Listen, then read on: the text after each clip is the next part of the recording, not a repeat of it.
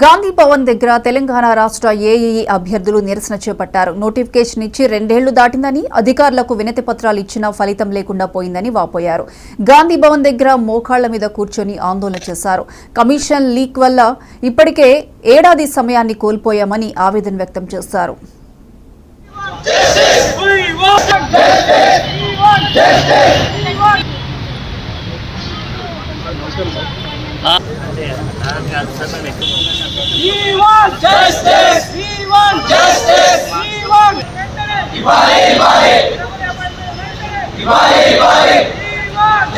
Leakage వల్ల గత ప్రభుత్వం తప్పిదం వల్ల తర్వాత మేము మే 21 ఇక్కడ సెప్టెంబర్ 22 రోజు నోటిఫికేషన్ వచ్చింది.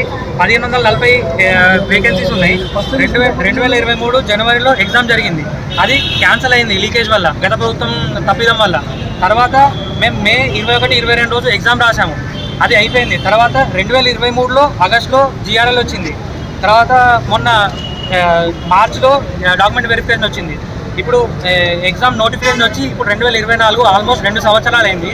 2 సంవత్సరాల నుంచి మాకు ఇప్పటికీ ఇవ్వలేదు. సో మేము చాలా ఫైనాన్షియల్గా అండ్ మెంటల్గా స్ట్రెస్ ఫీల్ అవుతున్నాం. సో వెంటనే మాకు అపాయింట్మెంట్స్ ఇచ్చి జాయినింగ్ ఇవ్వాలని చెప్పి కోరుకుంటున్నాం. ఇక్కడ సెప్టెంబర్ 22 రోజు ఎన్డీఏ కూటమి సీఎం అభ్యర్థిగా టీడీపీ చీఫ్ చంద్రబాబు